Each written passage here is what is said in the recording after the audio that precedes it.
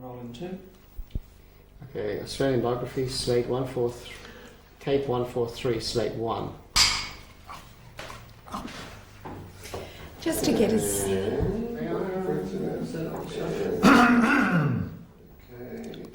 and can we settle?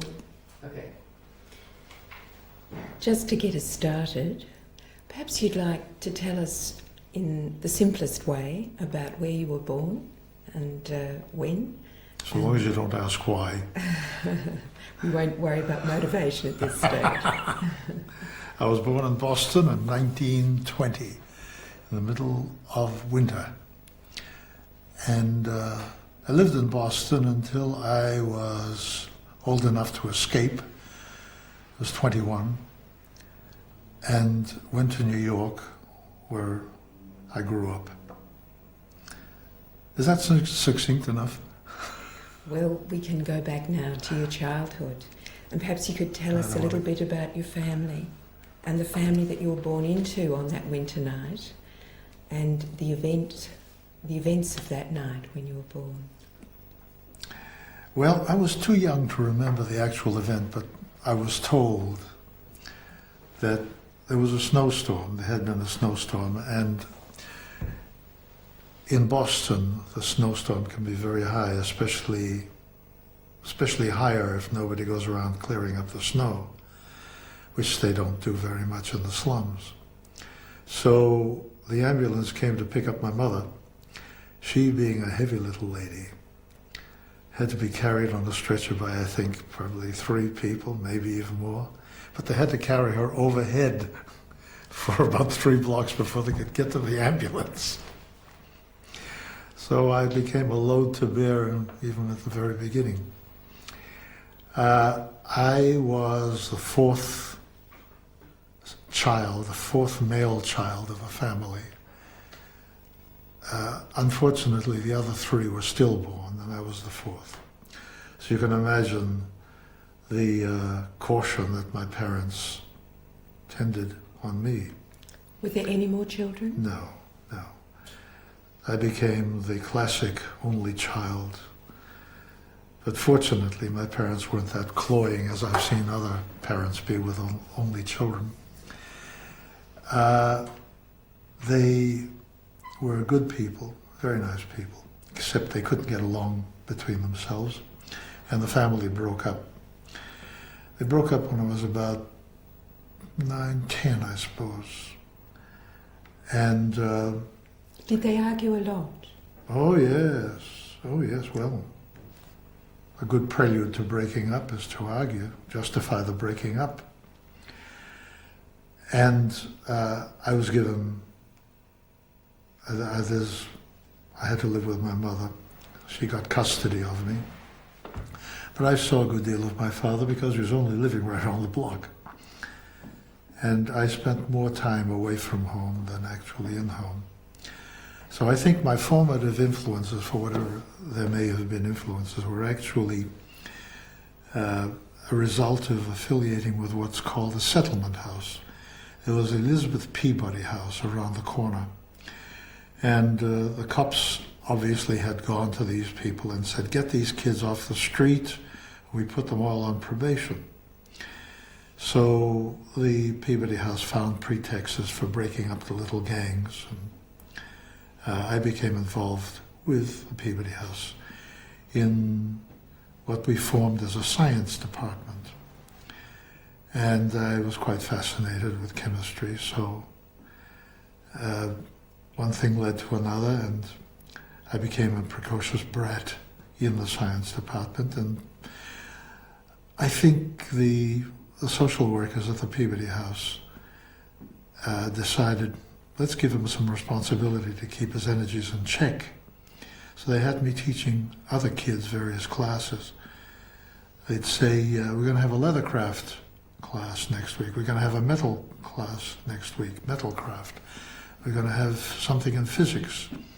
You're going to be taking the class. So between this week and next, I had to go through the literature or ask somebody what it was all about and stay one tiny little jump ahead of the rest of them. So that way I acquired a sort of a smattering of a pretty wide range of things. And as I say, that kept me busy enough so that I didn't have to spend much time at home. Now that was a very early experience Yeah. of the teaching that was to become a major, major part of your life. Yes, yes.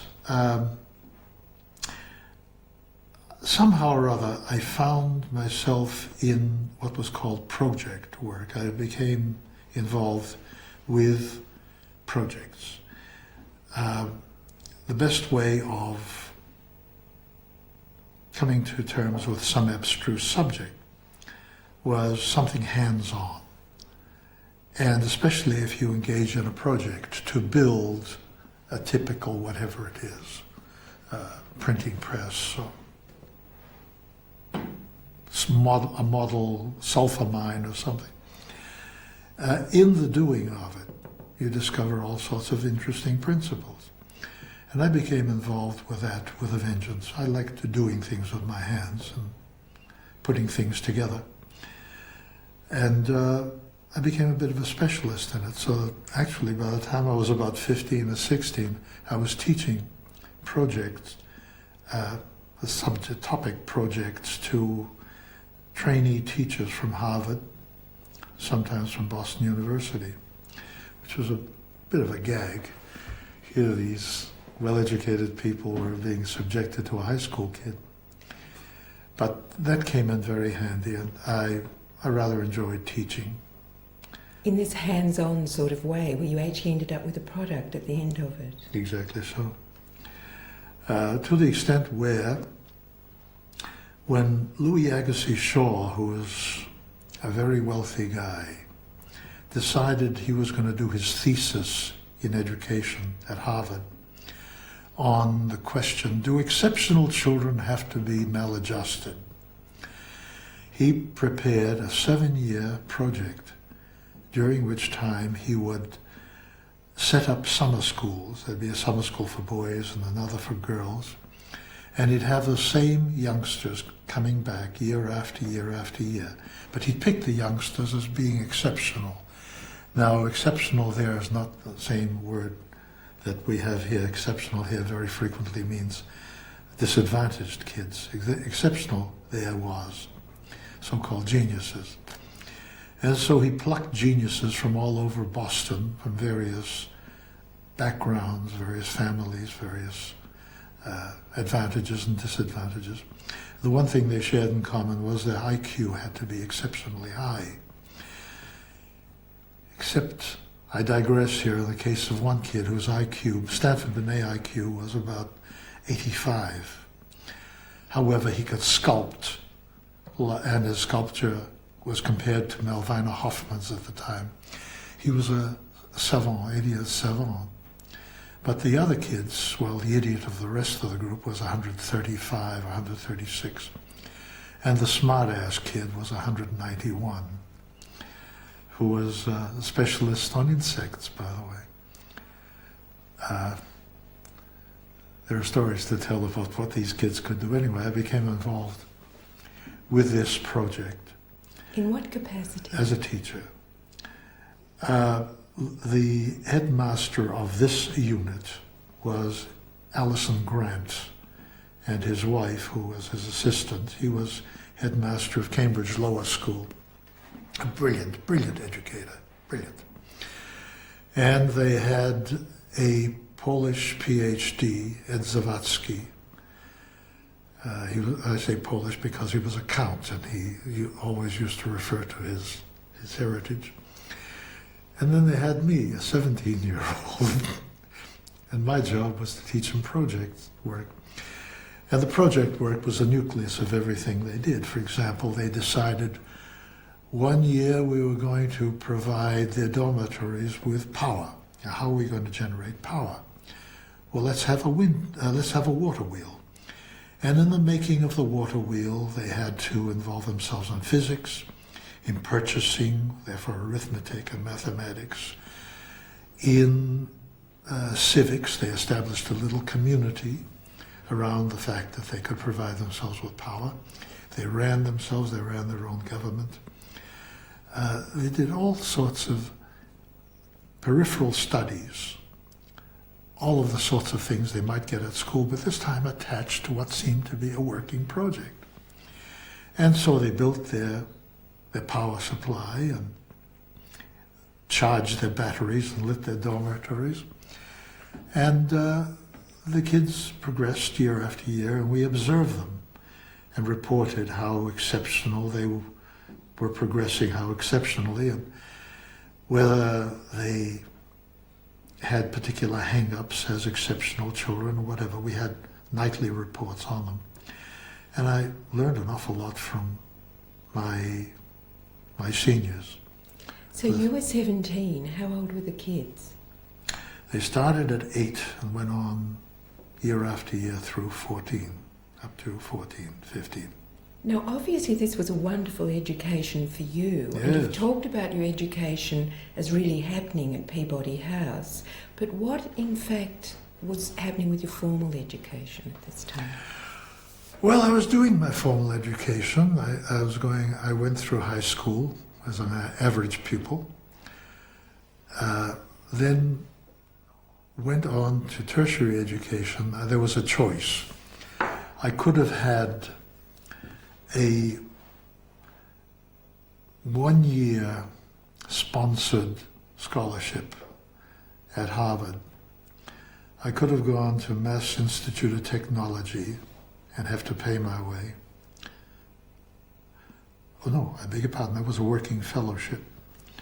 Or I could have gone to Mass College of Pharmacy, which was a 4-year course with a Bachelor of Science at the end of it, and one that I could afford because the money I earned at the settlement house could be used for paying the tuition there. So I chose that one because they had the most wonderful biochemist teaching biochemistry. And that's what I wanted to do. I wanted to get involved in biochemistry. So I went to Mass College of Pharmacy, graduated, and not only got my degree, I also took my exam as a pharmacist. And therefore I had a backstop. I could do something in case I couldn't do the other, which came in very handy, by the way. I got my formal education that way.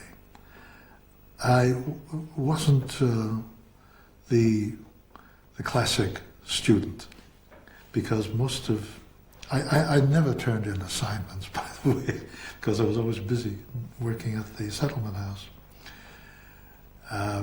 But I did manage to get through. And afterwards went to work as a chemist in New York in a nature foods company as a control chemist, working with organic things, which ultimately I hoped would lead to biochemistry. But that was not to be a permanent operation. Before we get you to New York and looking at that period of your growing up in Boston, even though you say that it was your real education began in New York, but that period in Boston as you grew up, who out of that time would you say was the most important influence on your life? Oh, there were a number of them. Bob Delaney, who not only taught acting and was in charge of the theatre, he was the director of the theatre. The Peabody House had a little theatre company. It was called the Peabody Players. And I worked with them as part of putting in my hours to earn the support, as it were. What kind of work did you do with the theatre group? I acted, stage managed, worked backstage, built scenery, the works. He was a very strong influence, I think. Alice McIntyre, who was in charge of the settlement house, she was a social worker. One of the warmest, most intelligent people I'd ever known. Two of my singing teachers, because they grabbed me and said, this kid's got something of a voice, let's do something with him. One was Faye Dix, who then passed me on to her teacher, Ruth Streeter, who was an enormous influence in my life. She not only insisted that I study voice, she gave me the things, gave me the classes for nothing. And when she knew I was going to New York, she arranged for me to study with her teacher, also on scholarship. I never had a chance to pay. I didn't have the money with which to pay. But she provided me not only with a very sound education, but an awful lot of understanding of people, and put me under a hell of a rotten obligation. Because one day, when I started making money in New York, I said, now, what can I pay you for all the time you've put in? She said, nothing. Pass it on.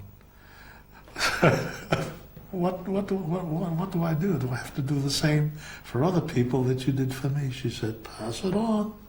Don't worry about giving it back. So she placed an obligation on me to keep an eye on other people, to do the same sort of thing. The settlement put you in touch with this wonderfully encouraging, discerning, supportive environment True. that gave you all these opportunities. Yes. Was that a big contrast to what you actually had at home and what would have happened if you hadn't had the settlement? I think so. I think so. What was your household like? What was home like? Well, it was pretty much a matter of survival. We did whatever was necessary to survive. Because when the family broke up, my father was an invalid, my mother was invalid too. It was a case of what do we do to keep going. So we tried various things, including setting up a little shop in a lower ground store, what was it called? We called it a candy shop. It was sort of a general store that sold everything. Groceries, lollies, made our own sherbet, and from which we bootlegged. Yes. Oh, of course, it was Prohibition. Yes, it was. And this was when Joe Kennedy came into his own with the Kennedy clan and cult. And in a small way, you did the same thing. Yeah, yes. We'd get a delivery of, I suppose 85% alcohol each week in a gallon tin. And then we'd cut it with water and put it in flat little bottles, and I'd be the one to distribute them. And my mother and father weren't getting along too well at the time. My mother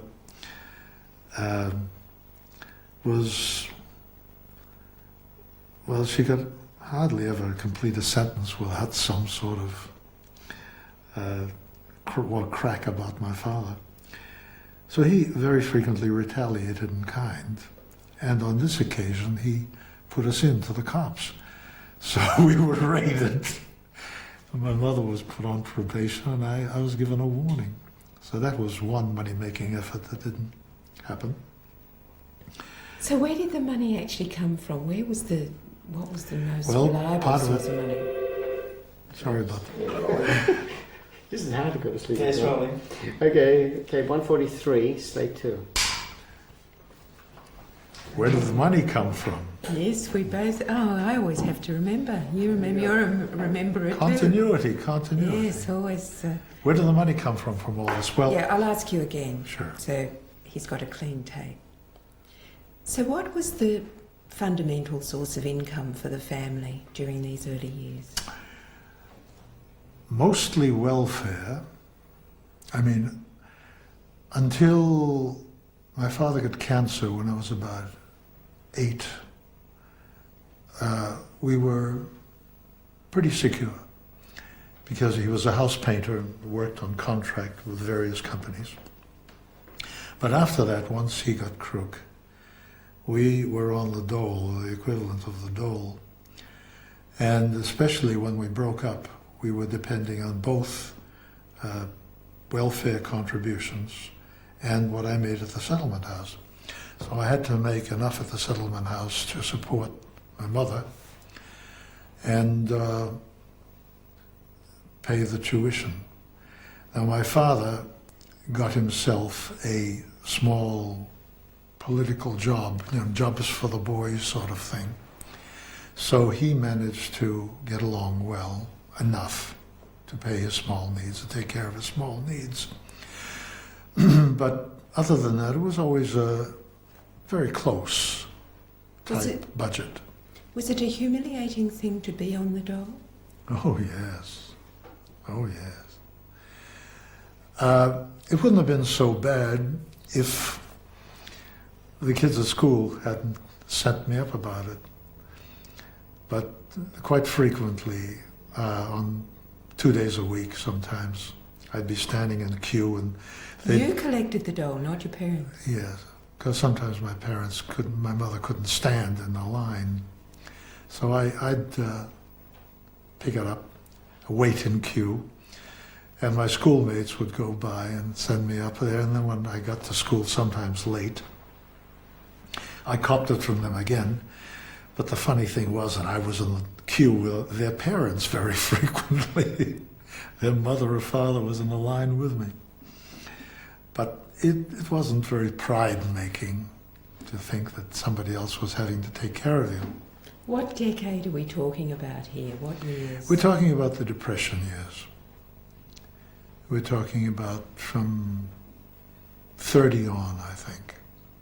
So, in the area that you lived in Boston, there are a lot of people finding it very hard. Yes, it was a tenement area, not as bad as Harlem, but I suppose equivalent to Redfern in Sydney. It was a borderline slum area in many ways.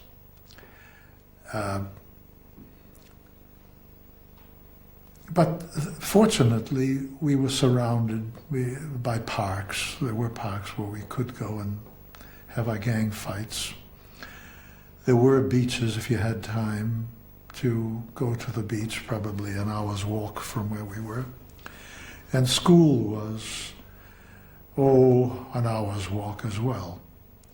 So we had access to other things. But the actual community itself was not very affluent, you know. And how did it compare with the rest of Boston? What was Boston like at that time? Well, not far away, perhaps 5 or 10 minute walk from where we were, was the other side of the bridge, or the other side of the tracks, as it were. Beacon Hill, one of the most affluent places in all of the United States. The differentiation, the delineation between haves and have-nots was very, very strong there. One could see where the lower class resided, and that was us. And then right beside us was the upper class, and then there were all sorts of shades in between, and very frequently in districts surrounding the West End. Mine was the West End, incidentally. I lived virtually beside the Mass General Hospital, and from my door I could see what was called the ether dome. The ether dome was where ether was first used, the first general anesthetic. And I could see the ether dome up there. And if we had to go to the hospital, we couldn't go to that hospital. We had to go to City Hospital, which was about an hour away. Why? Because you had to pay to go to that hospital. So we had to go to the other hospital. We went to clinics and things of that sort. I mean, this sounds terribly like Hearts and Flowers, but you know, when you're living through it, it's normal. Sort of doesn't everybody? During these hard times, did people in your area stick together? Was there a sense of solidarity? They tended to stick together. They were of all backgrounds, all nationalities, all religions, and they stuck together pretty well. It was coward take my coward's hand sort of thing. Boston has a reputation of having been a fairly straight-laced sort of a city. Oh, yes, the ultimate hypocrisy. The straighter the lace, the doubler the standard. It was a place that professed great liberalism, great thought, great analysis, And yet every year, the Watch and Ward Society had collected books that they burnt in a bonfire in Boston Common. Every year there was a book burning. We had some of the bawdiest burlesque houses on the East Coast. We had some of the most corrupt politicians you'd ever want to know. The governor of the state was thrown into federal penitentiary for fraud of some kind, probably mail fraud, and he continued governing from the federal penitentiary. Oh, the settlement house had a lot to contend with. We saw very frequently the things behind the things. My father was a good case in point. He became what was known as a constable. He's a fellow who goes around serving writs or having people kicked out of their homes for non-payment of rent or something. And he got that because he was a ward healer. He was the one who drummed up votes for a political party. The leader of the grey eminence behind this particular party was a fellow by the name of John I. Fitzgerald. I wonder if the name rings a bell. Rose Fitzgerald was Mrs. Kennedy, and John F. Kennedy, the F is Fitzgerald. He was the political boss of the area. My father became one of his flunkies and went around drumming up votes. So as a payoff, he was given this job. My father, being still a semi-invalid, very frequently, if I had time, I'd go with him to serve the writ or help write out the returns on it. This day, something or other, submitted, or I forget what it was. But that was a modus operandi. That was payola. That was the way people lived in that community. What did you take away from observing all of this that stayed with you for the rest of your life? What did you learn from it? A resentment of doublethink, a resentment of hypocrisy. My father, on one occasion, when I was very young, took me to a funeral of, and I forget whether it was Sacco-Vanzettie. These were two anarchists who had been framed in a murder robbery, and they were duly executed. They were obviously innocent, and it became a great cause célèbre. But it was a political sort of thing. It was a diversion from the nasty politics that were going on. And he took me to the funeral of one of them. It was an Italian funeral, and they marched around the street with a band and the coffin being carried. And I was sitting on his shoulder, and he said... Sorry, I've got it. Okay. I'll ask a question again. Yeah, right. 143, slate 3. He sat me on his shoulder, and as the coffin was going by, he said, "See, son, that's justice." Now, of course, iron I'm going to is... have to ask you this question again because Okay. you'll have to cut into it. All right. So, was there anything that happened in your childhood that really summed up for you what was going on at the time politically? A number of things, but one of the most notable, I think, was when my father took me to the funeral of either Sacco or Vanzetti, and I still don't remember which it was.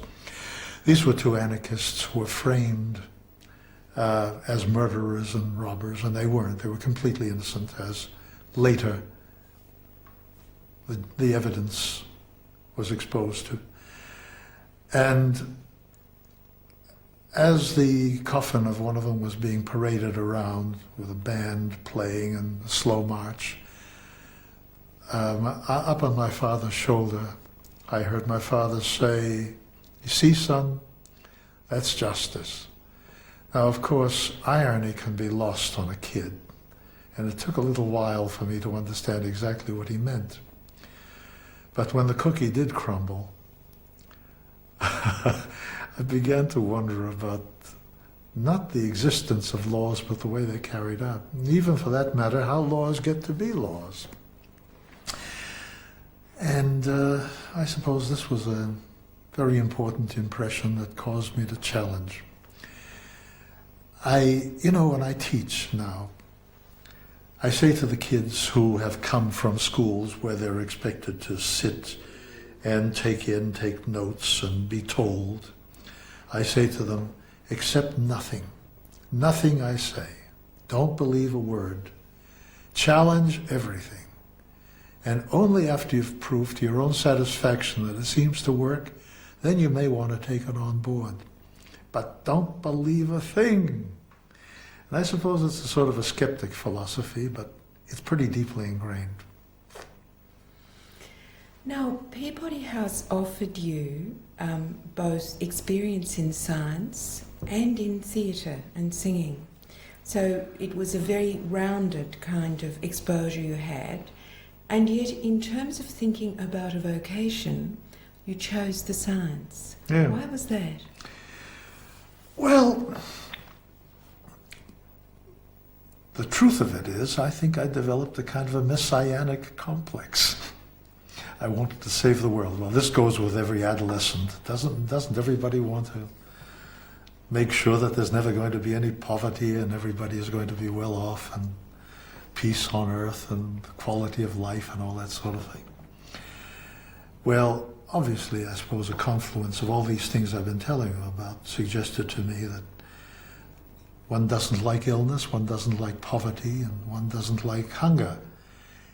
And there are people who are hungry. We'd heard about such things as a shipload of oranges being sent to Europe, but because the price was not right, the oranges were thrown into the ocean, even though there was scurvy in Europe. I couldn't understand that. So I thought I would become a chemist and therefore cure every ill and make sure that everything grew properly and life would be beautiful. You had a great belief in science then. Yes, I thought that science could do it. It was only after I got into the Nature Foods factory, which after all was there to promote health, I discovered the cynical practices, which were very off-putting, very disillusioning, and I stormed out of the factory saying something like, "The ills of the world are not soluble in chemicals." Afterwards I realized what a pompous thing it was, but off the top of the head. I left the sciences when I could. But the job at the Nature Food factory had taken you to New York. Yes. And that was a big, big moment for you. Yes. It meant a lot of things. It meant, obviously, I wasn't on the spot to keep an eye on my mother, who, as I say, was not that self-sufficient. And my father seemed to be fairly capable, but I still worried about him. It also meant that I was embarking on an adventure which now pinned me down to justifying my education and a course of activity. It also meant that whatever money I was going to make really had to be sent home. So we had to, me in New York, it became a we fairly shortly. In New York, I had to pretty much survive on very little. So the money I earned at the Nature Foods Company, most of it went home. And I developed a rather resourceful technique of analysis. When samples came in, most chemists would take the great big sample and dissolve things and break it down and throw the rest of it away. I developed a technique of microanalysis. I take a little bit of the nature food, it would be synthetic cereal, a synthetic milk, a synthetic coffee, a synthetic whatever. This was the nature food. These are the nature foods. And I would analyze a small segment of it and then take the rest of it home, and my roommate and I would live off these things. And once a week we afforded ourselves a steak. But beyond that, we were eating nature foods. And when that ran out, we ate peanut brittle, which was a very nutritious lolly. But most of the money had to go back home. So I can't say it was a great, expansive adventure in New York. It was another challenge. When you walked out of the nature food factory, with your pronouncement on its worth to human affairs, what did you do next? I got myself a job. That's right, trip over the furniture. Okay. When you walked out of the nature food factory and made a rather theatrical farewell speech, did you have any idea at all of what you were going to do next? No, as a matter of fact. The only thing that I was committed to in New York was, as I was on a singing scholarship at the time, I didn't want to break that off very easily. I thought for a moment of going back to Boston. Perished the thought. But I knew I could work in the pharmacies down there because, after all, I was a pharmacist now. So I worked in pharmacies and ultimately got to the point where I was managing one of the pharmacies in Pennsylvania Station, one of the Penn Drug Company things. And I got out of that rather quickly because of an accident. The accident was a fellow came in asking for some help for an impending laryngitis. He said he had an audition, and is there anything I could do to help him? I said, well, I can give you something that'll tide you through the audition probably, but you'll lose your voice after that, probably for a week. He said, I don't care, I'm desperate for the job. So I gave him some local anesthetic lozenge, and time passed, and I was about to go off duty when he came back in. He said, thanks, Doc, that was great. I said, well, see, you lost your voice. He said, I know, it's all right, that's okay, I lost my voice now, but I sang beautifully. I said, you got the job? He said, no. See, I'm a tenor, and they were looking for a bass baritone. I said, I'm a bass baritone. He said, why did you go down and audition for it? So I did, and I left pharmacy, left chemistry, left all the worthy things behind, save the world, no more, get in on the stage, and went into show business. And did you know, as soon as you got that break, that you'd done the right thing? I'm not sure. I think I did the only thing. At least it gave me time to get my head together. But once I could see what audiences were doing, how they were affected by show business, how much more they were persuaded. You see, the problem with the Nature Foods Company was we had the technologies, but we didn't have the attitudes to go with them. They were being abused. And I thought, let's get to the root of it. Let's get to the basis of it. What is it with people? Well, they can have the greatest technologies in the world, but if their heart isn't in it, or they're not willing, or they don't want to do it, then the greatest chemical development in the world means nothing. And what I discovered with show business is we were changing people's attitudes. They'd come in feeling morose, and we'd send them out feeling cheerful. They'd come in believing one thing, we sent them out believing something else. So I said, this is where you really have to start if you want to change the world. So I justified it by staying in show business that way. And this represented a shift in your attitude Yes. to science, Yes. which remained, and you really did have this sense that you were operating now at a human and ethical level rather than Yeah. in a technical way. That's a good way of putting it. That's quite right. What was the show that you joined? Well, it was a stock company out at Paper Mill Playhouse in Millburn, New Jersey, just about half hour from New York. And they were experimenting. They had taken over an old paper mill, and they thought they'd run for a few weeks. I think it was expected to run, I'm only guessing, probably 18, 20 weeks. And they found that the experiment took. The audiences were coming, and they were able to do fortnightly musical rep. And the thing ran on for 32 weeks, ran on for the entire year.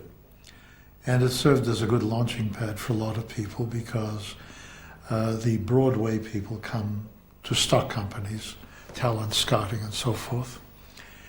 And I started out in the chorus, and they gave me things to do fairly shortly after that. And I was seen by Oscar Hammerstein, who was looking for a villain. Now, even though I was 21, I always disguised myself as something older and more sinister. I don't know why more sinister. I'll have to work that out. But I think he thought he was a likely candidate for the sinister character he needed. So he sent for me, and I walked into the office, and he said, "You're young." I said, "Yes." He said, "Well, look, we really need somebody older and anyway more experienced, but read." And I read, and he said, "Well, yeah, we do need somebody more experienced, but would you like to understudy?" Would I like to understudy, with the great Oscar Hammerstein? Sure. So I went into this show that everybody predicted would be a failure, and it changed the nature of musical theater. It was Oklahoma. It was called Away We Go at the time. And it's an adventure story in its own. But So you were understudying, I guess, Judd, wasn't Judd, yeah. Never had a chance to go on because Howard Da Silva was so healthy. But still. And you learned a lot. You learned a lot. Oh, yes. Look, when you're curious, when you have a curious mind, you might say, you can't help but walk across the street and learn something. And here I was with the greats of theater, Ruben Mamoulian, who could be a greater director than that, directing the thing. And Oscar Hammerstein and Richard Rogers' music and the Theatre Guild behind it, and Celeste Holm and Alfred Drake and people of this ilk feeling their way and sharing ideas and picking each other's brains and working together and harmonizing. It was like suddenly seeing things around you by flashes of lightning, to coin the cliche. It was illuminating. Did you finally get a role of your own? Oh, yes. Not in Oklahoma. No. Immediately after Oklahoma, I went into the Army, after all. For a while I was being kept out of the Army because of my classification. I had flat feet, and also I was supporting my mother. But I went into the Air Force. Did you volunteer, or were you? No, I was dragged in. I didn't want to go. See, had the war occurred years and years before, I might have been eager to go. Because years before, I'd heard of things happening in Europe that didn't sound very nice. Sorry, can I just interrupt? You asked the question, you didn't get into the army because it was right, yes, I actually need to come back to that anyway. So, but all right, I'll do it now.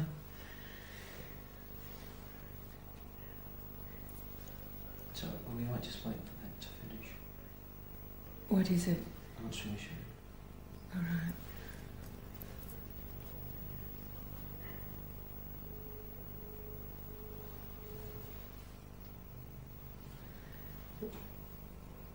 When did you join the army? In I think, September of 1943. The army joined me. I didn't want to go. I was dragged. I was thinking that if our part of the war had started years before, I think I might have been eager to go in.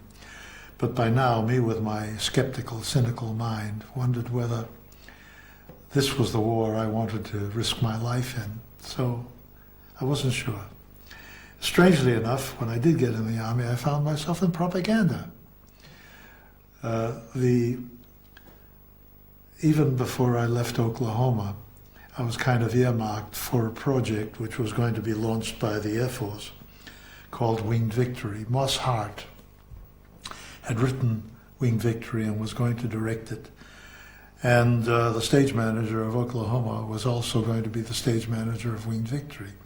So he went on first and told Moss, here's a kid who might be useful in the show. I went into basic training and never completed my basic training. I was yanked out to come up and audition for Winged Victory. And I got the thing and I had a little part in it. There were 300 people. Everybody had to have a little part except Edmund O'Brien and Lee J. Cobb and Carl Malden and a few of the others. But I found myself playing right next door to where I just left. I'd left the St. James Theatre and here we were at the 44th Street Theatre. So what we were doing with the show was really propaganda. We were propagandizing the public to get behind the war effort. We were also propagandizing the government to allow General Arnold to have a Army Air Force instead of the Army Air Corps. In other words, to divide the services. And we learned the techniques of being able to bend people's minds. All the more, which is where I came into show business in the first place. Yes, except that you'd come into show business wanting to change attitudes, but you'd also, at the same time, had this attitude to authority that was rather sceptical.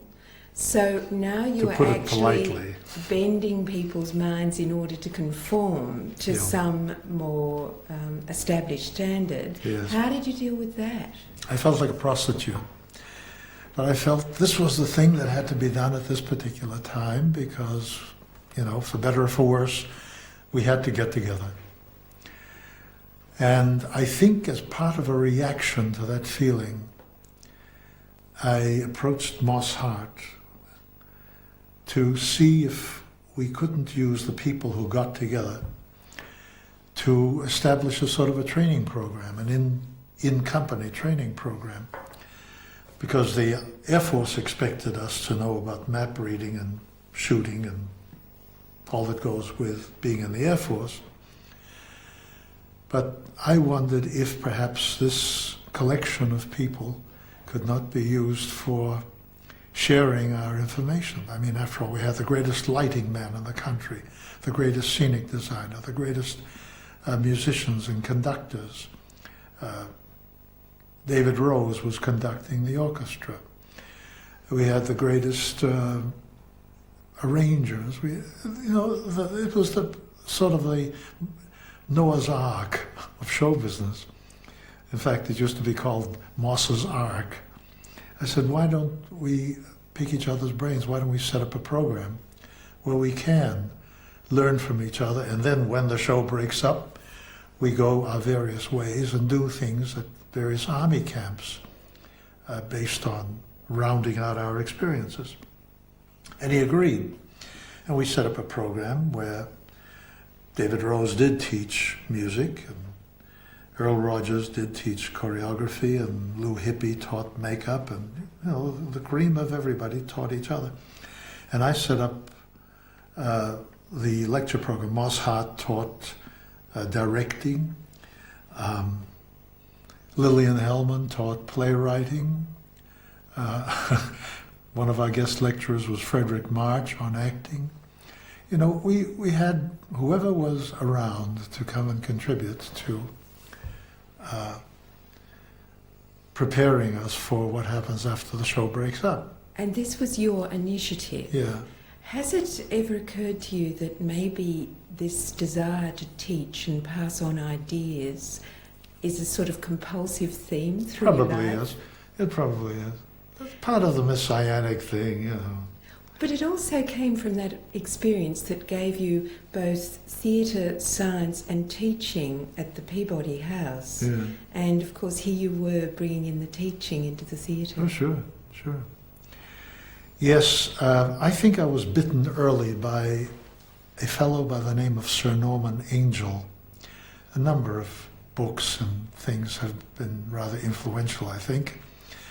But Sir Norman Angell wrote a book called Let the People Know, the premise being that with informed backgrounds, people can make their own judgments.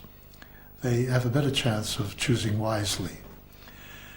And I think it was important for me to be able to think that if people had the wealth of information available to them, that whatever decisions they'd have to make would be based on sound footing. So if there was any problem arising, I very frequently would say, yeah, but what's the root of it? What's the basis of it? Get down to the origin of it. And to a large extent, I think this is the educational bug that still remains. I still believe that an informed society can be much more compassionate. It's a safer place to live. So did your whole life in the army as part of the propaganda machine, the information section, involve simply acting and being on stage? No. What else did you do? Well, when I was kicked out of Winged Victory, You were kicked out of Winged Victory. What did you do? Mutiny, that's what they said. No, I stuck my neck out on behalf of a fellow who wasn't there to defend himself. He was the only black man in the company. And he was kicked out because he defied orders. He marched with the troops when we got to Hollywood. He's been forbidden to march with the troops because the troops were all white and he was the only black man there. So he marched anyway through the streets when we arrived in Hollywood, in LA. And shortly after that he was kicked out. And then a little kerfuffle started around his eviction. I became involved in that. So having done my little protest or whatever, I was regarded as non-desirable, and I got my transfer as well. So I went on to Army bases.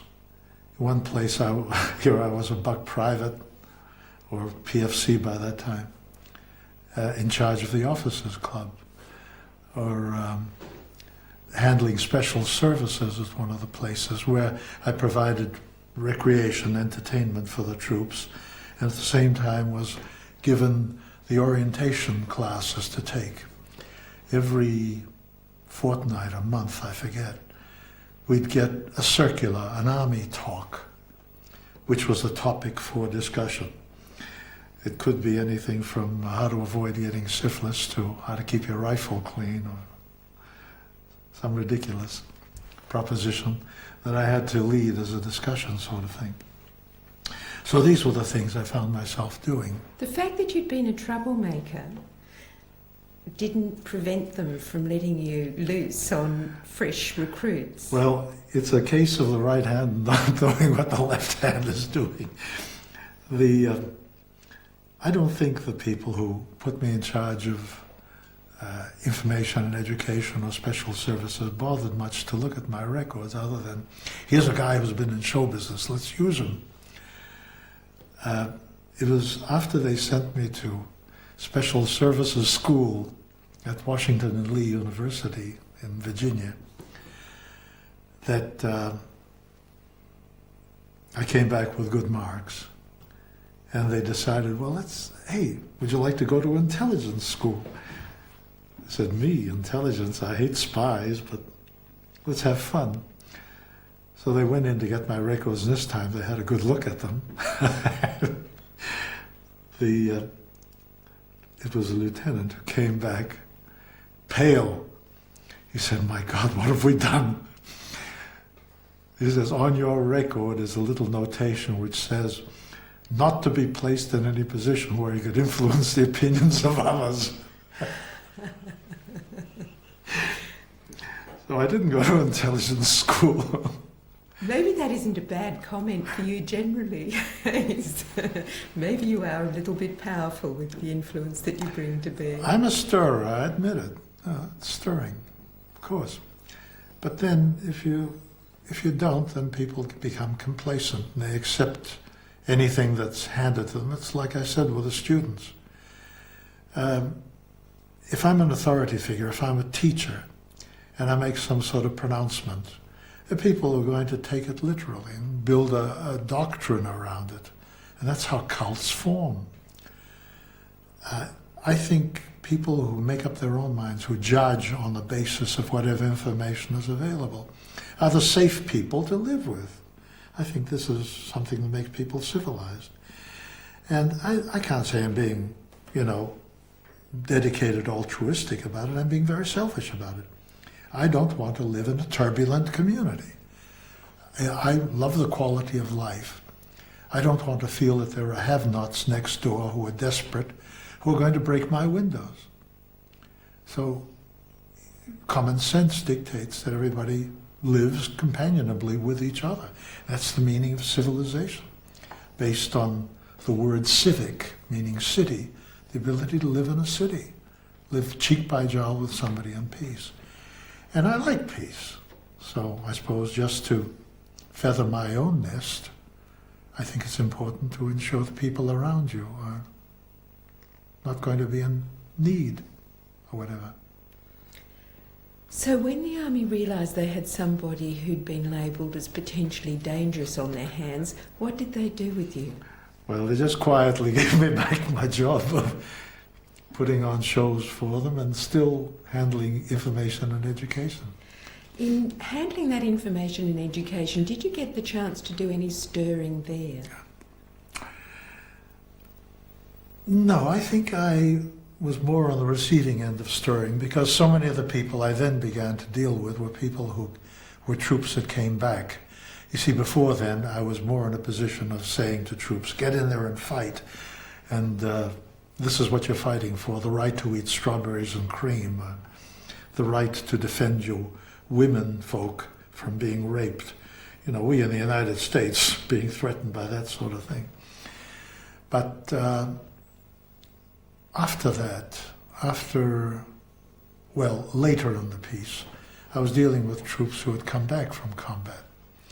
And they were the ones who taught me. One batch of troops, I recall, had come back from Europe, and they were complaining about the fact that they hadn't had a chance to bomb the Krupp factories. And the excuse being there was so much slave labor in the Krupp factories. And yet they bombed other factories, they bombed other places where there was slave labor. They couldn't quite understand it. And then one of them produced a cutting from the New York Times, which said, the banks of England, the banks of America, the Bank of Germany, Bank of Italy, etc., have all met in Switzerland to declare their annual dividends. And they said, how do you reconcile this? I couldn't. I didn't have any answers. But I got a little wiser from having dealt with them, I suppose.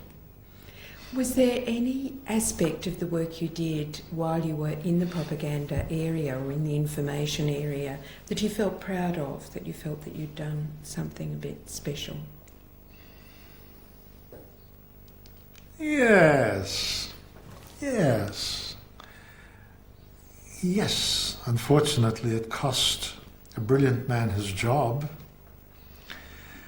But we'd been in the war for about almost 4 years. And what it was that we were fighting for had never really been defined. We were fighting the enemy. We were fighting the nasties. But what made them nasty? Who were they? Well, when I got to the school, the special service school, the fellow in charge of the school, whose name was Colonel Hertzberg, I shall never forget him, gave a lecture on fascism. For the first time, I heard the definition of fascism. And it was illuminating. And then I knew that he was the one who circularized the army talks. And afterwards I said to him, why isn't this in one of the army talks? Because the troops think they're fighting for the right to eat blueberries when they want them. He says, oh, well, no.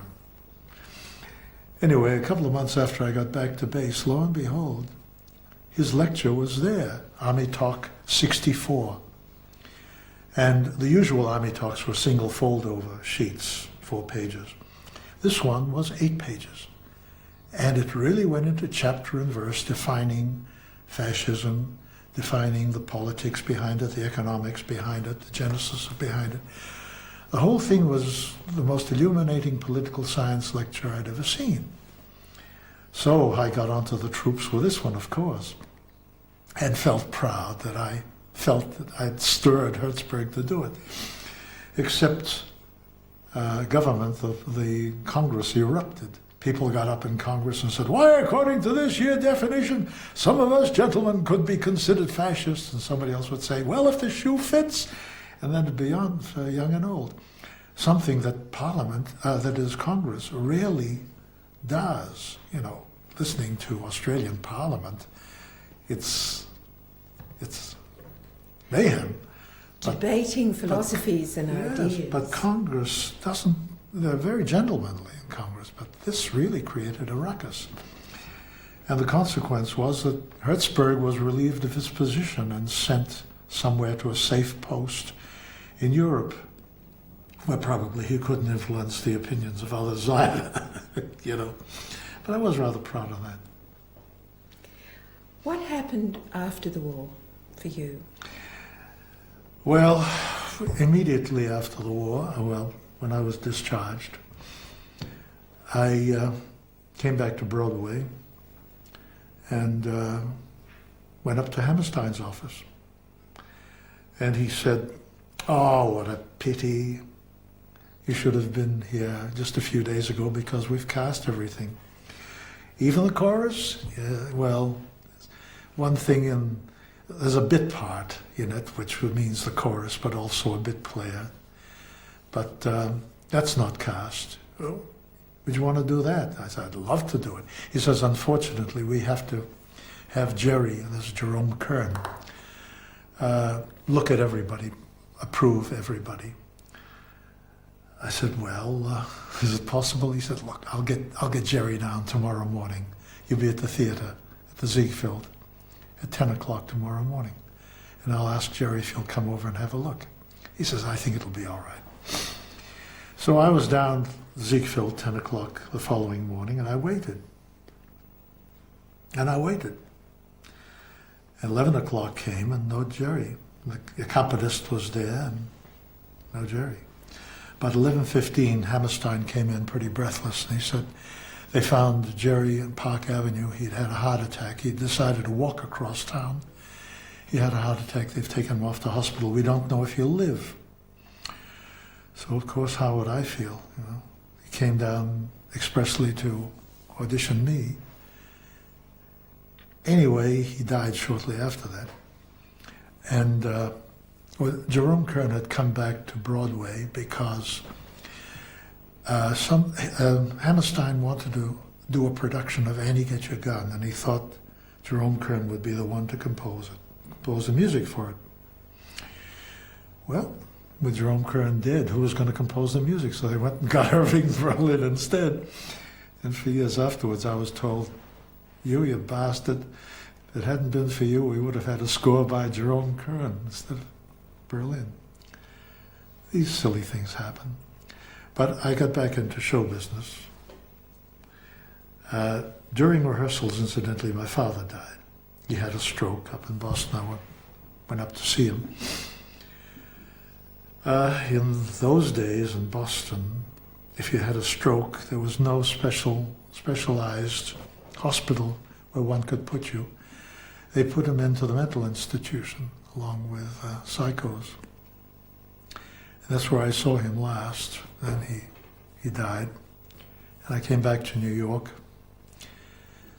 I remember Hammerstein asking, "How's your father?" And I said, "Oh, he died." And Hammerstein couldn't quite understand how I'd taken it with so much equanimity. I think he did understand in the long run, because he knows that when one copes, one puts on a cover, one even makes a joke of things.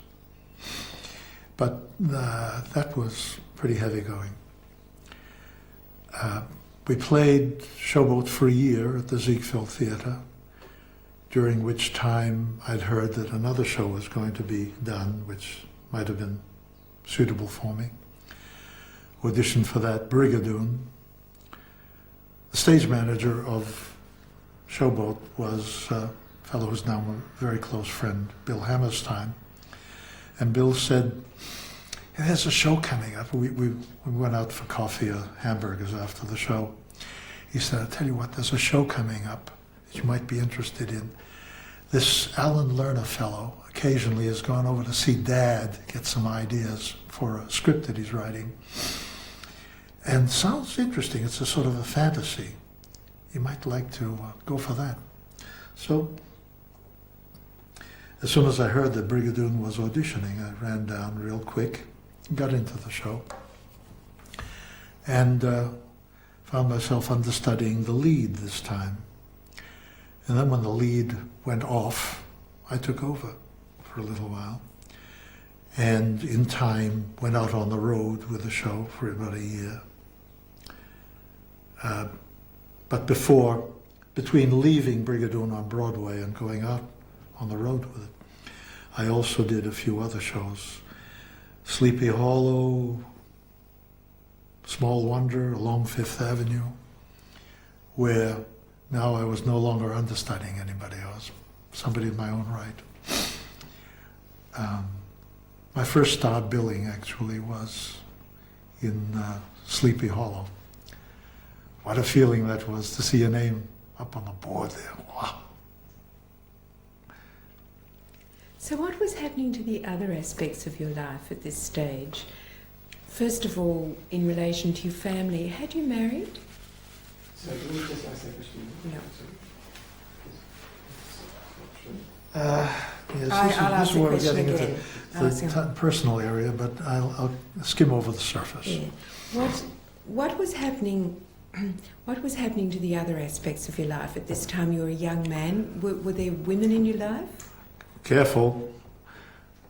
None of your business, except to say that, yes, when I was a paper mill, I became engaged to one of the girls who was there, and we married shortly after Oklahoma opened, and we had one daughter.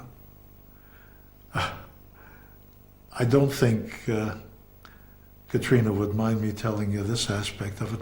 In Winged Victory, we were all on Army pay, and here we were living in New York. I'm going back now. And they thought that it would be a good idea to augment the salaries a little bit if there are any wives or husbands around, to have the wives join the Winged Victory Company. So there was one part of it where the wax walked across stage. And around that time there was a kerfuffle about wax becoming pregnant and being kicked out of the army and so forth. Well, Katrina was one of the wax who went across stage, and by this time she was about 4 months gone, maybe 5 months. And when they went across stage, of course, the audience roared, so she had to be kicked out of the show. But my daughter was born in March of 44.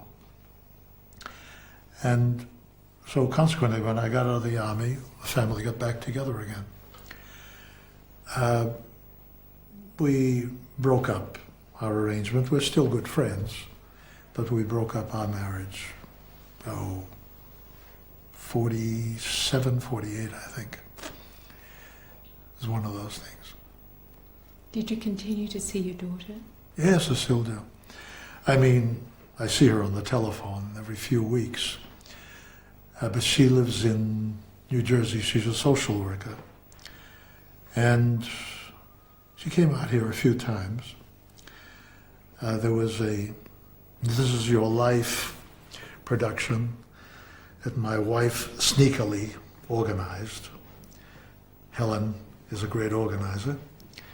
And I didn't know it, but Katie was transported out here temporarily, she and my grandson.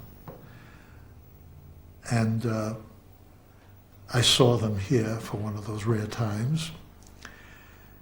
I've seen her a few times since having left New York.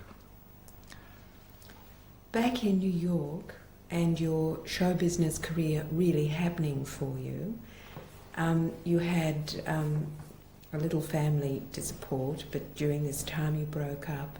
What was happening to your political ideas? Because they were always a fairly strong aspect of your young life. Yes. Well, first of all, reflexively, one can imagine that whatever political ideas I did have would rather challenge authorities. The prevailing glow after the war was we had fought for something and now let's see there's something happening. And a lot of the veterans would